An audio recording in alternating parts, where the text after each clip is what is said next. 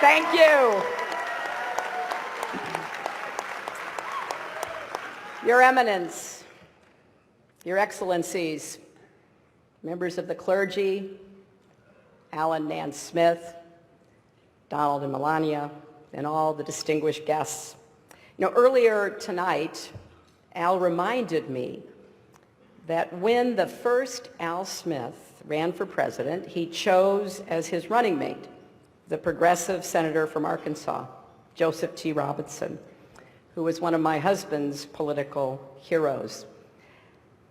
This work that you do through the dinner, Al, you've done it now for 30 years, is such a labor of love. You've been a hero for both the children of the Archdiocese and for the city of New York. And I think we all owe Al Smith a great, great round of applause.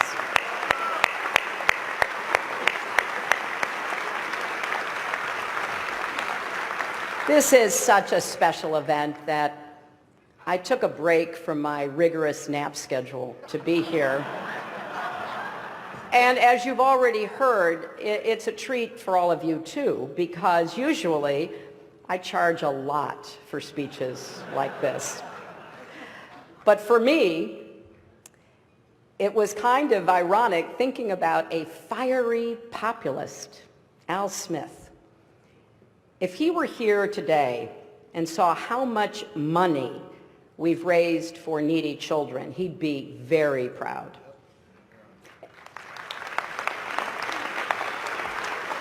And if he saw this magnificent room full of plutocrats celebrating his legacy, he'd be very confused. It's a special honor to be here with Your Eminence. Now, I know, Your Eminence, you were criticized for inviting both Donald and me here tonight. And you responded by saying, if I only sat down with those who were saints, I'd be taking all my meals alone. Now, just to be clear, I think the Cardinal is saying I'm not eligible for sainthood. But getting through these 3 debates with Donald has to count as a miracle.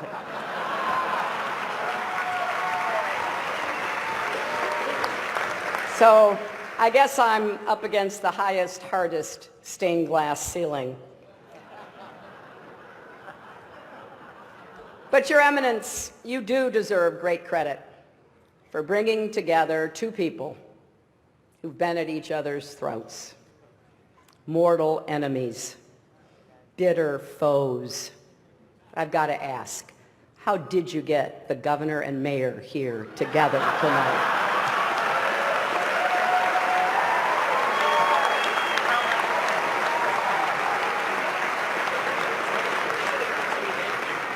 Now, I've got to say, there are a lot of friendly faces here in this room, people that I've been privileged to know and to work with.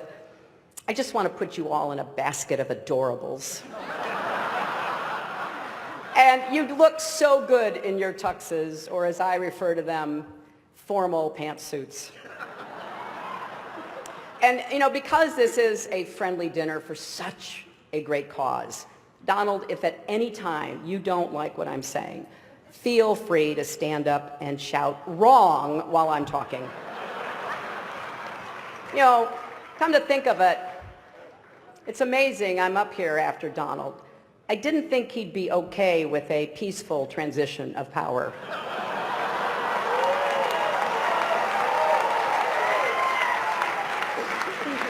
And Donald, after listening to your speech, I will also enjoy listening to Mike Pence deny that you ever gave it. I've had the privilege of being at the Al Smith dinners in years past, and I always enjoy it.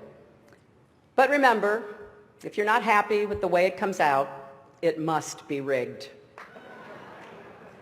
And it's always a special treat for me to be back in New York, a city that I love and which I think truly embodies the best of America. Don't you think?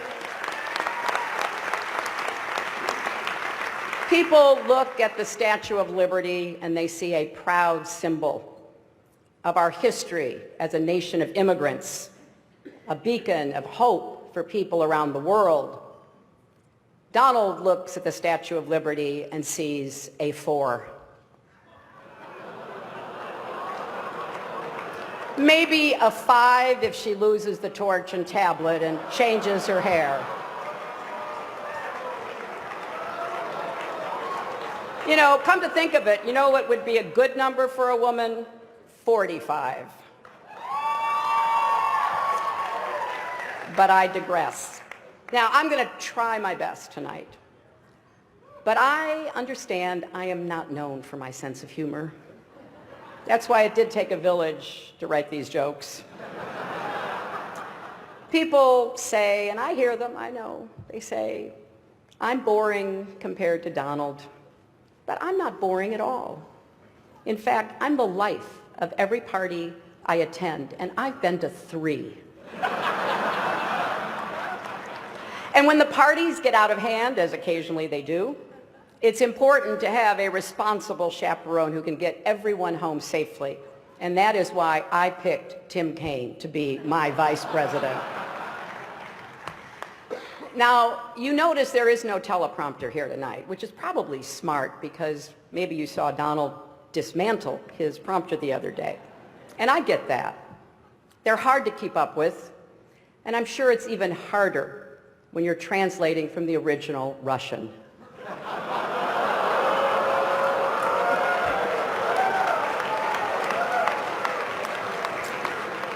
But every year, this dinner brings together a collection of sensible, committed, mainstream Republicans, or as we now like to call them, Hillary supporters.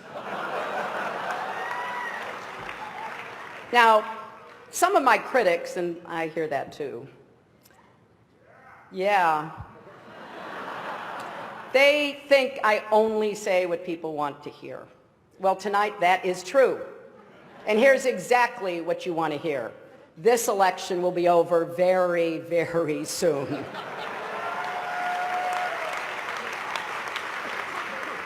And look at this dais. We got Charlie Rose and Maria Bartiromo and Chris Matthews and Gayle King and Norah O'Donnell and Katie Couric.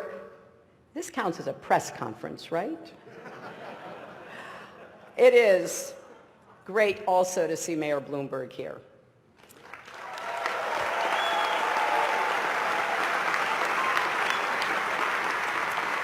It's a shame he's not speaking tonight. I'm curious to hear what a billionaire has to say.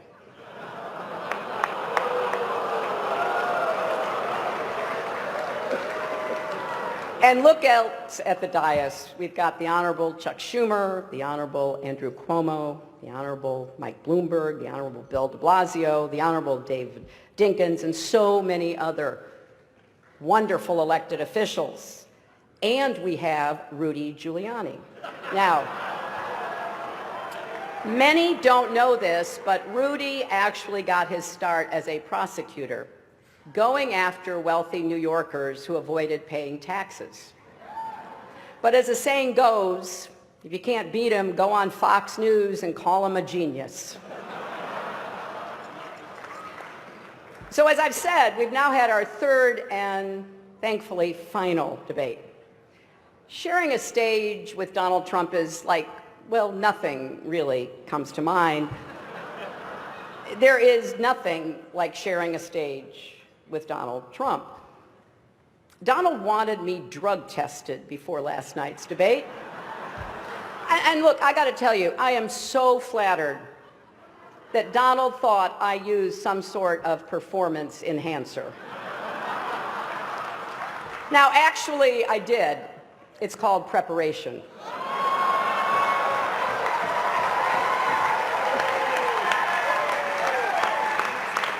And looking back, I've had to listen to Donald for 3 full debates, and he says I don't have any stamina. That is 4.5 hours.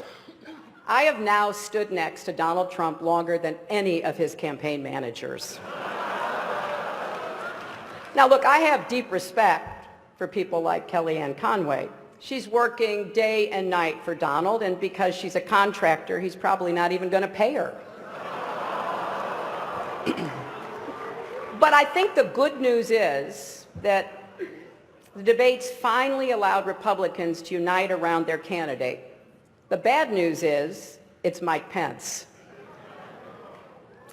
And it's been a long, long campaign. That should be one of our highest priorities, shortening the campaigns. And whoever wins this election, the outcome will be historic. We'll either have the first female president or the first president who started a Twitter war with Cher. And if Donald does win, it'll be awkward at the annual President's Day photo when all the former presidents gather at the White House, and not just with Bill. How is Barack going to get past the Muslim ban? Now, Republicans in particular seem frustrated with their nominee. Paul Ryan told the Republican members of the House, you don't have to support the top of the ticket. Don't worry about anyone besides yourself. Just do what's in your own best interests. So I guess Donald really has unified his party around his core philosophy. And I don't understand their unhappiness. They say Donald doesn't have any policies. He has no policies. I keep hearing that. I'd actually like to defend him on this. Donald has issues, serious issues, really, really serious issues. And I worry about Donald's go-it-alone attitude. For example, at his convention when he said, "I alone can fix it." You know, in the 90s, I said the same thing about America's health care system, and it didn't work out so well for me either. But speaking of health, Donald has been very concerned about mine, very concerned. He actually sent a car to bring me here tonight. Actually, it was a hearse.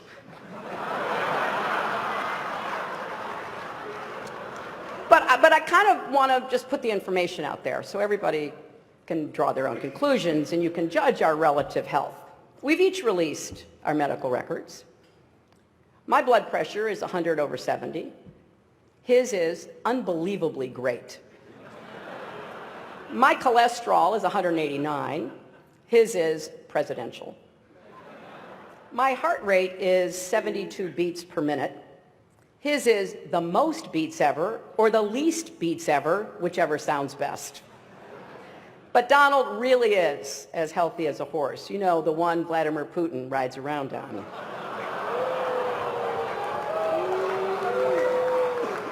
But I can say without fear of contradiction tonight that I will be the healthiest and youngest woman ever to serve as president.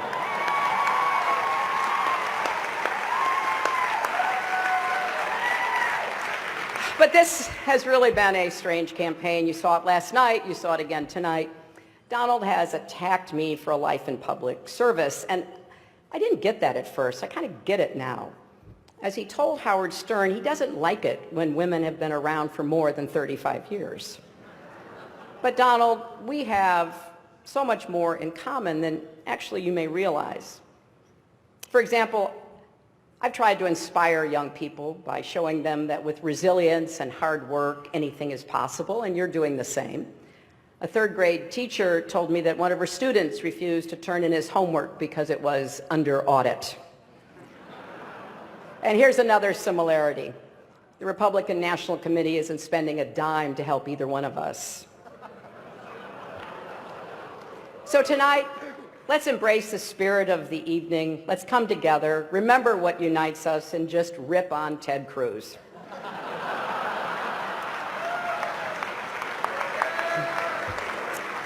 I hope you enjoyed my remarks tonight. I said no to some jokes that I thought were over the line.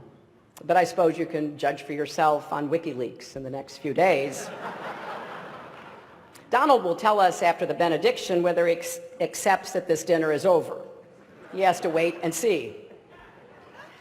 But there's nothing funny about the stakes in this election. In the end, what makes this dinner important are not the jokes we tell, but the legacy that we carry forward.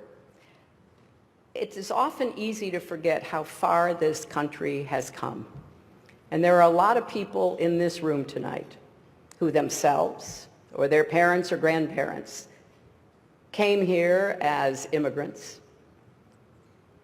made a life for yourselves, took advantage of the American dream and the greatest system that has ever been created in the history of the world to unleash the individual talents, energy, and ambition of everyone willing to work hard. And when I think about what Al Smith went through, it's important to just reflect how groundbreaking it was for him, a Catholic, to be my party's nominee for president. Don't forget, school boards sent home letters with children saying that if Al Smith is elected president, you will not be allowed to have or read a Bible. Voters were told that he would annul Protestant marriages. And I saw a story recently that said people even claimed the Holland Tunnel was a secret passageway to connect Rome and America to help the Pope rule our country. Those appeals to fear and division, can cause us to treat each other as the other. Rhetoric like that makes it harder for us to see each other, to respect each other, to listen to each other, and certainly a lot harder to love our neighbor as ourselves. I believe how we treat others is the highest expression of faith and of service. Now, I'm not Catholic, I'm a Methodist, but one of the things that we share is the belief that in order to achieve salvation, we need both faith and good works. And you certainly don't need to be Catholic to be inspired by the humility and heart of the Holy Father, Pope Francis, or to embrace his message.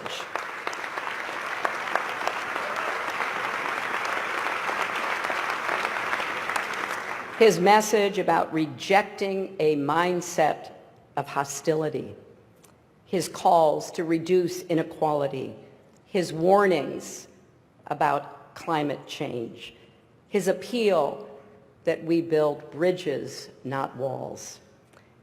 Now, as you may know, my running mate, Tim, is Catholic and went to Jesuit schools, and one of the things he and I have talked about is this idea from the Jesuits of the Magis, the more, the better. Well, we need to get better at finding ways to disagree on matters of policy while agreeing on questions of decency and civility. How we talk to each other, treat each other, respect each other. So I've taken this concept of Magis to heart in this campaign as best as one can in the daily heat, the back and forth of a presidential campaign, to ask how we can do more for each other and better for each other.